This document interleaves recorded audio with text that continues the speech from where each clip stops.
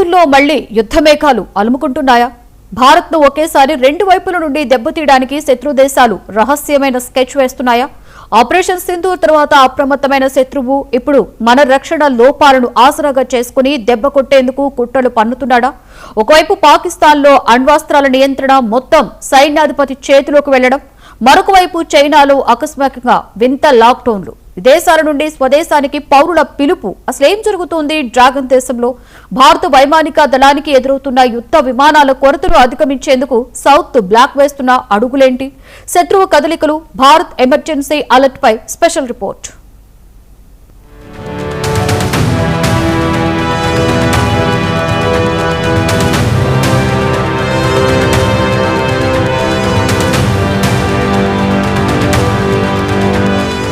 ప్రపంచ భౌగోళిక రాజకీయాల్లో ఇప్పుడు ఒకటే అలజడి. భారత్ తన సైనిక శక్తిని ప్రపంచానికి చాటి చెప్పిన ఆపరేషన్ సింధూర్ తర్వాత అసలైన డ్రామా మొదలైంది.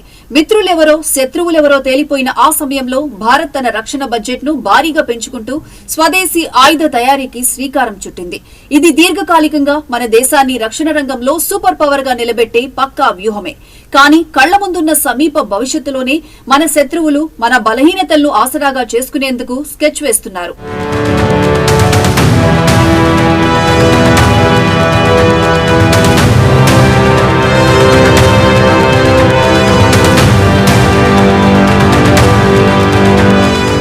భారత వైమానిక దళాన్ని వేధిస్తున్న అతిపెద్ద సమస్య యుద్ధ విమానాల కొరత. పాతబడిపోయిన మిగ్ విమానాలను ఉపసంహరించుకున్న తరువాత ఐఏఎఫ్ కు తక్షణమే కనీసం 150కి పైగా సరికొత్త ఫైటర్ జెట్లు అవసరం. విదేశాల నుంచి దిగుమతులు తగ్గించుకొని స్వదేశీ తేజస్ విమానాలపై ఆధారపడుతున్న వేళ మన అవసరాలకు తగ్గట్టు ఉత్పత్తి వేగం పెరగకపోవడం ఇక్కడ ప్రధాన లోపంగా మారింది. అమెరికా రష్యాల ప్రతిపాదనలు తిరస్కరించడం, ఫ్రాన్స్ నుంచి రావాల్సిన రాఫెల్ జెట్ల డెలివరీలో ఆలస్యం కావడం వైమానిక దళంలో తాత్కాలికంగా ఒక ఖాళీని సృష్టించింది.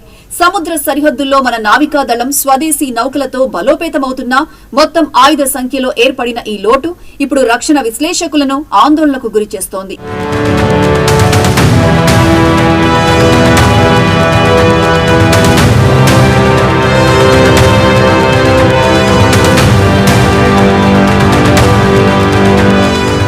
సరిగ్గా భారత్ ఈ మార్పుల దశలో ఉన్నప్పుడే పొరుగున ఉన్న శత్రు దేశాలు తమ విషపూరిత ప్లాన్లు అమలు చేయడం మొదలుపెట్టాయి.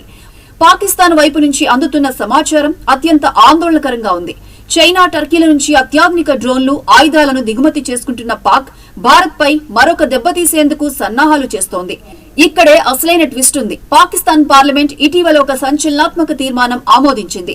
దేశ అణ్వాస్త్ర వ్యవస్థ నియంత్రణను నేరుగా సైన్యాధిపతి ఆసిమ్ మునీర్ చేతికి అప్పగించింది.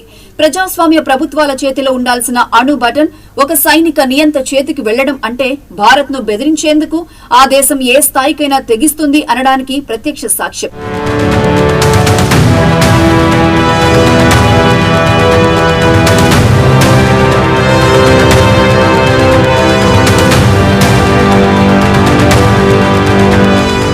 ఇటు పాకిస్తాన్ ఆయుధాలు పోగు చేస్తుంటే అటు హిమాలయాల సరిహద్దుల్లో డ్రాగన్ చైనా ఆడుతున్న నాటకం మరింత అనుమానాస్పదంగా ఉంది.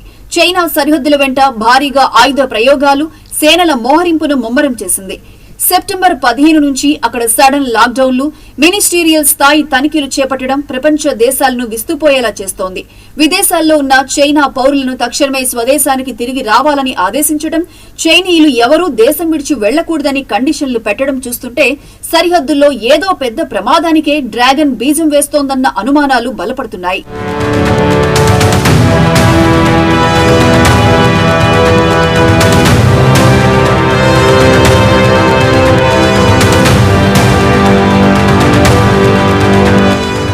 ఒకే సమయంలో ఇటు పాకిస్తాన్, అటు చైనా రెండు వైపుల నుంచి భారత్ పై ఒత్తిడి పెంచే టూ ఫ్రంట్ వార్ వ్యూహాన్ని అమలు చేస్తున్నట్లు స్పష్టమవుతోంది. ఈ పరిస్థితులపై భారత ఇంటెలిజెన్స్ వర్గాలు తీవ్ర నిఘా ఉంచాయి. రక్షణ మంత్రిత్వ శాఖ సౌత్ బ్లాక్ లో అత్యున్నత స్థాయి సమీక్షలు నిర్వహిస్తోంది.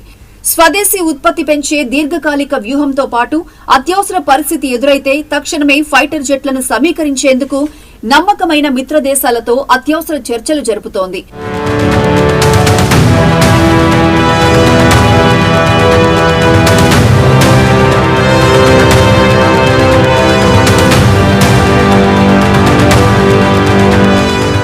భారత చరిత్రలో ఎన్నో క్లిష్టమైన సవాళ్లను, యుద్ధాలను సమర్థవంతంగా తిప్పికొట్టింది.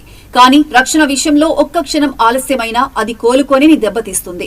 కాలం తక్కువగా ఉంది, శత్రువు కుట్రల వేగం పెరుగుతోంది. ఈ తరుణంలో మన లోపాలను వేగంగా సరిదిద్దుకొని క్షిపణి వ్యవస్థలు, వైమానిక బలగాలను పూర్తి స్థాయిలో సిద్ధం చేయడమే భారత్ ముందున్న ఏకైక మార్గం. సరిహద్దుల్లో శత్రువుల ప్రతి కదలికను భారత్ నిశితంగా గమనిస్తోంది. ఏ చిన్న పొరపాటు చేసినా తిప్పికొట్టేందుకు భారత సైన్యం కంటి మీద కునుకు లేకుండా కాపలా కాస్తోంది.